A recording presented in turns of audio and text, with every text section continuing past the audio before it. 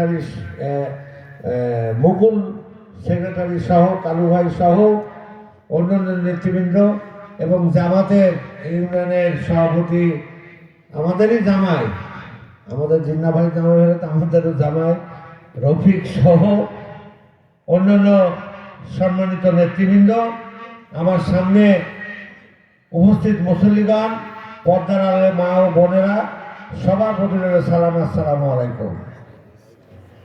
একটা দল ছিল, একটা গ্রুপ ছিল, তারা নিজেদেরকে, যারা এই কোরআন তাফসীর মাহফিলে বাধা দিত, 16টা 24টা 25টা জেলায় যখন গেছি, অনেক আলেম ওলেমাদের সাথে দেখা হয়েছে, বড় বড় আলেমদের সাথে, বিভিন্ন জেলখানায় এরকম কোরআন তাফসীর মাহফিল থেকে তাদেরকে ধরে নিয়ে যাওয়া হয়েছে, জেলে দিছে। অনেক দুঃখ, ওদেরকেও ছেলে রাখতো আমার সাথে, অনেক কথাবার্তা হয়েছে।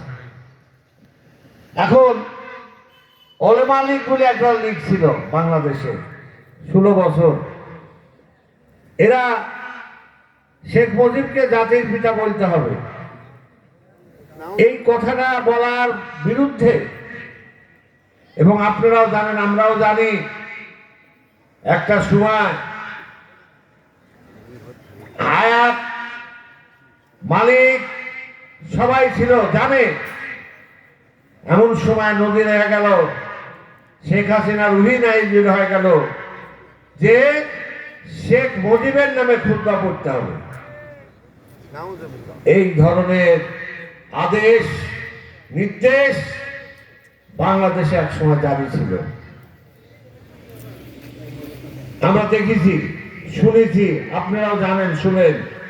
এর প্রতিবাদ করতে যায় অনেক আলেম, ইসলামী মাইন্ডের অনেক মানুষ, কারা নির্যাতন, সেল, জুলুম ভুলিয়া হয়েছে। কিন্তু আমরা জানি আল্লাহ অন্যায়কারীকে পছন্দ করে না। একটা সময় সারা বাংলাদেশ থেকে আওয়াজ হলো, ছাত্রদের দাবি ছিল 18 দফা দাবি মানতে। আমার নেতা তারেক রহমান বলেছিল ওর পতন হতে হবে, আর আল্লাহর নির্দেশ ছিল যে বাংলাদেশেই তুই থাকতে পারবি না।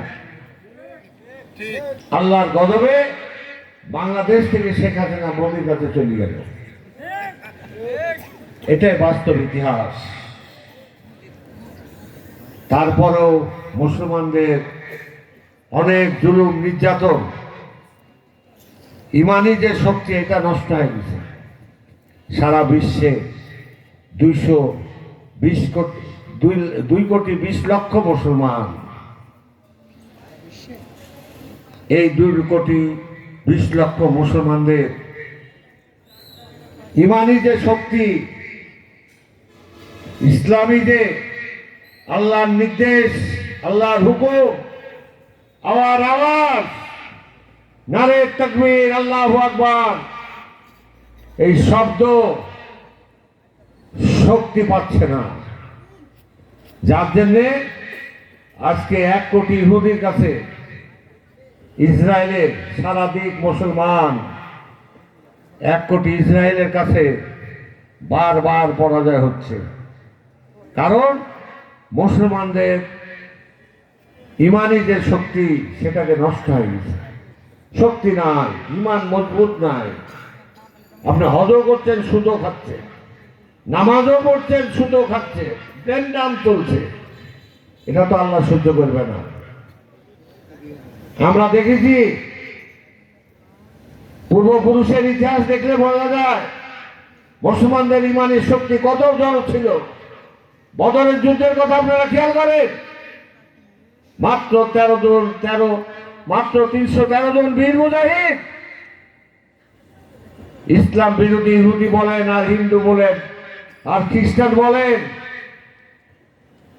মাত্র 313 জন বীর মুজাহিদ পরাস্ত করে দিয়েছিল ইসলাম বিরোধী। এখানে ক্ষান্ত না, আমাদের ইমান থাকবে থেকে। রমরমার ব্যবসা, মুক্তির ব্যবসার জন্য 16 বছর মুড়ে মুড়ে মূর্তি, যেটা আমাদের নবী করিম সাল্লাল্লাহু আলাইহি সাল্লাম নিজে সাহাবীদের নিয়ে যারা অস্ত্র দ্বারা কাবা শরীফের মূর্তিকে বিনষ্ট করেছিল, সেই মূর্তির পূজা নিয়ে আমরা 16 বছর অবস্থান ছিলেন। মুড়ে মুড়ে মূর্তি এখনো দেখা যায়। সিএনপির মোড়ে একটা আছে, কালো দিয়ে ঢেকে দিয়েছে, ভাঙতে পারেন, এত শক্তিশালী সেই